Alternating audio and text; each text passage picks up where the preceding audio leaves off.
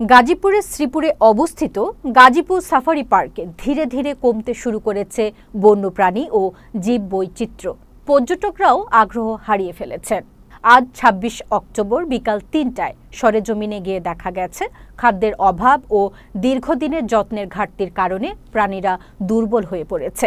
এর ফলে গত ২ মাসে অন্তত ১১টি বন্যপ্রাণীর মৃত্যু ঘটেছে, যার মধ্যে জেব্রা ও ঘোড়াও রয়েছে। ২০১৩ সালের ৩১ অক্টোবর গাজীপুর জেলার শ্রীপুর উপজেলার ইন্দ্রথপুর এলাকায় প্রায় ১৫৪০ হেক্টর বনভূমি জুড়ে নির্মিত এই সাফারি পার্ক বিশ্বের বৃহত্তম বিনোদন ও সাফারি পার্কগুলোর মধ্যে অন্যতম।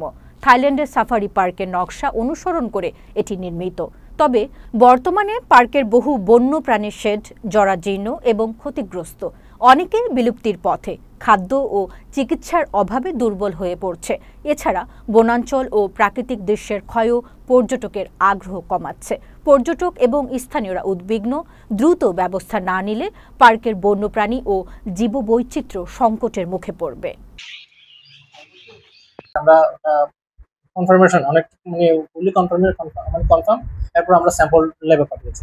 আর যেটা আপনার পরবর্তী প্রশ্ন যেটা আছে টিবির যে জীবাণু, এটা টিবির জীবাণু একটা প্রাণীতে যখন টিবি আক্রান্ত হয়, সে টিবির জীবাণুটা কিন্তু ফুললি ইরাডিকেট হয় না, মানে ১০০% হয় না, ওই জীবাণুটা কিন্তু পরবর্তী আবার। আপনি তো সাফারি পার্কের অফিস খুঁজছেন। একটি জিরাফ দীর্ঘদিন যাবৎ টিবি আক্রান্ত ছিল। গত ১৪/১০/২০২৫ তারিখের মেডিকেল বোর্ডের পরামর্শ অনুযায়ী সাফারি পার্কের জিরাফটির চিকিৎসা চলমান ছিল। সবার প্রচেষ্টায় জিরাফটি সমস্ত চিকিৎসা কার্যক্রম চলমান ছিল। বিগত ২৩/১০ তারিখে জিরাফটি সাফারি পার্ক অভ্যন্তরেই মৃত্যুবরণ করে।